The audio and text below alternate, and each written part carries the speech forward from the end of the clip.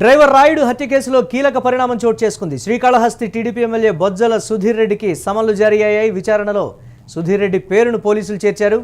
రాయుడు హత్య కేసులో విచారణ వేగవంతం చేశారు చెన్నై పోలీసులు. ఇప్పటికే ఎమ్మెల్యే అనుచరుడు సుజిత్ కుమార్ రెడ్డికి సమన్లు జారీ అయ్యాయి.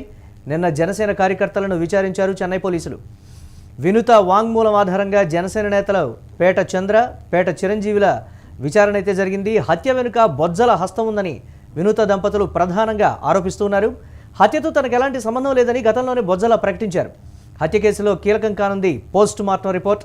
దీనికి సంబంధించి మరిన్ని అప్డేట్స్ మా కరెస్పాండెంట్ వెంకట్ అందిస్తారు. వెంకట్, పోస్ట్ మార్టం రిపోర్ట్ కూడా కేసులో కీలకం కానున్నటువంటి పరిస్థితి ఉంది. బొజ్జల మాత్రం క్లియర్ కట్గా నాకు ఎలాంటి సంబంధం లేదని చెప్తున్నప్పటికీ కూడా తనకు సమన్లు జారీ అయినటువంటి పరిస్థితి ఎలా చూడాలంటారు? ఏ విధంగా ఉండబోతున్నాయి పరిణామాలు? ఎస్ మురళి, ఏదైతే జూలై 10 తర్వాత నుంచి కూడా ఈ వ్యవహారం అనేది కొంత సంచలనంగా మారింది. జూలై 10న చెన్నై కోవూర్ నదిలో అతని అది ఏదైతే జనసేన మాజీ ఇన్ఛార్జ్ కోట వినూత డ్రైవర్ శ్రీనివాసులకు సంబంధించి అలియాస్ రాయుడికి సంబంధించినటువంటి శవం తేలటంతో అక్కడి నుంచి కూడా కొంత సంచలన పరిణామాలన్నీ కూడా చోటు చేసుకోవడం జరిగింది. ఇక పోస్ట్ మార్టం రిపోర్ట్, ఆ తర్వాత పోస్ట్ మార్టం చెన్నై పోలీసుల పర్యవేక్షణలో జరిగినటువంటి పోస్ట్ మార్టం రిపోర్ట్ లో హత్య నిర్ధారణ కావడం, ఆ తర్వాత వినూత దంపతులు జూలై 8న అతన్ని హత్య చేసి అంటే అక్కడ కాలువలో విసిరేసి పారిపోయారంటూ కూడా పోలీసులు తేల్చారు. ఇక అప్పటి నుంచి కూడా అలాగే రాయుడు హత్య ముందు తీసుకున్నటువంటి సెల్ఫీ వీడియోలో బొజ్జల సుధీర్ రెడ్డి వినూత దంపతులను హత్య చేయాలని కుట్ర పన్నాడని, తనను బెదిరించి వీడియోలు తీయించాడని చెప్పడం జరిగింది. అలాగే వినూత దంపతుల అరెస్ట్ తర్వాత కూడా ఈ కేసు వెనక మరి కొందరు ఉన్నారంటూ కూడా వాళ్ళు ఆవేదన వ్యక్తం చేశారు. దానికి సంబంధించినటువంటి వీడియోల్లో కూడా ఏదైతే కోర్టుకు వెళ్లే సమయంలో మీడియాతో మాట్లాడుతూ కూడా వాళ్ళు కొన్ని సంచలన వ్యాఖ్యలు కూడా చేయడం జరిగింది. దీని వెనుక బొజ్జల సుధీర్ రెడ్డి ఉన్నాడు, తమ రాజకీయ జీవితాన్ని నాశనం చేయడానికి, తమ భవిష్యత్తును నాశనం చేయడానికి అతను కుట్ర పన్నాడంటూ కూడా వాళ్ళు ఆవేదన వ్యక్తం చేయడం జరిగింది. అయితే బొజ్జల సుధీర్ రెడ్డి మాత్రం ఈ హత్య కేసుతో తన ఎటువంటి సంబంధం లేదు అంటూ కూడా చెప్పడం జరిగింది. అయితే ఇటీవల చోటు చేసుకున్నటువంటి పరిణామాలు మనం ఒకసారి చూస్తే చెన్నై పోలీసులు శ్రీకాళహస్తిలో జనసేన కార్యకర్తల పేట చంద్ర గాని పేట చిరంజీవులను విచారించడం జరిగింది. అలాగే వినూత వాంగ్మూలాల ఆధారంగా కూడా ఈ విచారణ జరుగుతుందని చెప్పాలి. ఈ నేపథ్యంలోనే బొజ్జల సుధీర్ రెడ్డికి ఏదైతే శ్రీకాళహస్తి టీడీపీ ఎమ్మెల్యే ఉన్నారో బొజ్జల సుధీర్ రెడ్డికి సమన్లు కూడా జారీ చేశారు.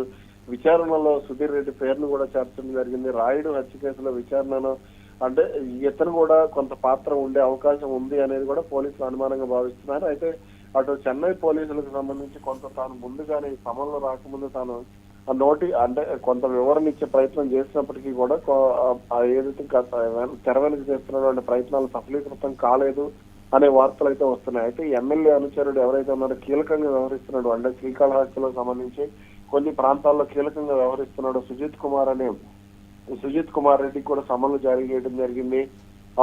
అతని తర్వాతనే అంటే ఇప్పుడు రేపు కానీ ఎల్లుండి కానీ ఇతన్ని బొజ్జల సుధీర్ రెడ్డి విచారించే అవకాశం ఉంది. అవసరమైతే బొజ్జల సుధీర్ రెడ్డిని అరెస్ట్ చేసి కూడా కస్టడీలోకి తీసుకుని విచారణ స్పీడప్ అయ్యేటువంటి అవకాశం ఉంటుందంటారా సుధీర్ కి సంబంధించి నోటీసుల తర్వాత? వాస్తవానికి వినూత కోట ఈ విషయంలో చాలా సీరియస్ గా ఉన్నారు. ఆమె భర్త కంటే కూడా ఈ విషయంలో తమ రాజకీయ జీవితాన్ని తను నాశనం చేశాడు అనే కోపం అయితే ఆమెలో కనపడుతుంది. అదేవిధంగా జనసేన పార్టీకి సంబంధించి అటు అంటే పార్టీ అధిష్టానం కూడా తమ ఆవేదనను వినట్లేదు. పవన్ కళ్యాణ్ తమ ఆవేదన చెప్పుకునే ప్రయత్నం చేసినప్పటికీ కూడా తమను సస్పెండ్ చేశారన్న ఆవేదన కూడా కొంత ఆమెలో వ్యక్తం అవుతుంది. దీనికి సంబంధించి ఇప్పటికే తాము కొంత మంత్రిని కూడా కలిసి తమ ఆవేదనను వ్యక్తం చేసే ప్రయత్నం చేసాము. అలాగే టీడీపీకి సంబంధించి కూడా కొంతమందితో మాట్లాడే ప్రయత్నం చేసినప్పటికీ కూడా ఈ బొజ్జల సుధీర్ రెడ్డి విషయంలోనే వాళ్ళు సపోర్ట్ గా ఉన్నారనే ఆవేదన కూడా వాళ్ళు వ్యక్తం చేయడం జరిగింది. అయితే ఇక్కడ ఏదైతే వినూతకు సంబంధించి వాస్తవానికి వినూత విషయంలో సోషల్ మీడియాలో కూడా కొంత తప్పుడు ప్రచారం అయితే జరిగింది అనేది అయితే మనం స్పష్టంగా చెప్పవచ్చు. వినూతను కావాలనే టార్గెట్ చేశారనేది కూడా మనకు కొన్ని సందర్భాలు అర్థమవుతూ వచ్చింది. కాకపోతే ఇక్కడ ఒక టీడీపీ అధికారంలో ఉండటం, అటు వినూతను జనసేన పార్టీ సస్పెండ్ చేయటం, ఇవన్నీ కూడా ఆమె వాదనను పెద్దగా సోషల్ మీడియాలో కూడా పట్టించుకోలేదు అనేది కూడా కొంత వినపడినటువంటి మాట. Right, thanks for updates Venkat. ఇక డ్రైవర్ రాయుడు హత్య కేసులో కీలక పరిణామం అయితే చోటు చేసుకుంది. శ్రీకాళహస్తి టీడీపీ ఎమ్మెల్యే బొజ్జల సుధీర్ రెడ్డికి సమన్లు అయితే జారీ అయ్యాయి. విచారణలో సుధీర్ రెడ్డి పేరును పోలీసులు చేర్చినట్లుగా ఈ నేపథ్యంలో సమాచారం అవుతోంది. రాయుడు హత్య కేసులో విచారణను వేగవంతం చేశారు చెన్నై పోలీసులు. ఇప్పటికే ఎమ్మెల్యే అనుచరుడు సుజిత్కి అయితే సమన్లు జారీ చేసినటువంటి బ్రేకింగ్ న్యూస్ చూస్తున్నాం. దాంట్లో ఎవరైతే హత్య చేయబడ్డాడో వాళ్ళ డ్రైవరు రాయుడు అనే వ్యక్తి మరి ఆ వీడియో అనేది అందరం చూసాం. నేను మిమ్మల్ని అందరికీ కూడా 2 విషయాలు అడగదలుచుకున్నా. ఈ వీడియో ఏఐయా మాఫ్డా లేకుంటే వీళ్ళు ఎవరైతే అతను హత్య చేశారో దాని ముందర వీడియో తీసి మిమ్మల్ని వదిలేస్తాం కాబట్టి ఈ వీడియో చెయ్యి అని చెప్పి బెదిరించి వీడియో తీసిన తర్వాత హత్య చేయడం జరిగిందా? పోనీ ఆ రాయుడు అనేటువంటి బతుకుంటే అన్నా అతన్ని పిలుచుకొచ్చి కూర్చొని మాట్లాడి ప్రజల సమక్షంలోనే ఇది తేల్చుకునేటోళ్ళం. కానీ ఇక్కడ విడ్డూరం ఏమైందంటే ఈ హత్య జరిగి దగ్గర 2 నెలలు కావస్తూ ఉంది. వీరు జైలు కూడా పోవడం జరిగింది. వీళ్ళు బెయిల్ ఇచ్చిన తర్వాత ఇప్పుడు ఈ వీడియో అనేది రిలీజ్ చేయడం దాంట్లో వీళ్ళ అంతరాయం క్లియర్గా అర్థమైపోతాం. ఒక సింపతి తెచ్చుకోదానికో లేకుంటే కష్టపడి గెలిచి ఈరోజు మంచి పేరు తెచ్చుకొని శ్రీకాళహస్తిని అభివృద్ధి చేస్తున్న నా మీద బుడద జల్లదానికో చేస్తున్నారని చెప్పి ఒక క్లియర్ కట్ సంగతి తప్ప దీంట్లో వాళ్ళ డ్రైవర్తో నాకు డిపాజిట్లు కూడా గెలవని వాళ్ళతో ఆ రోజు మాకు వాస్తవాన్ని ఈ రోజు వరకు కూడా నేను ఆవిడతో ఎన్నో ప్రాబ్లమ్స్ ఫేస్ చేశాను ఎలక్షన్స్ ముందర కూడా.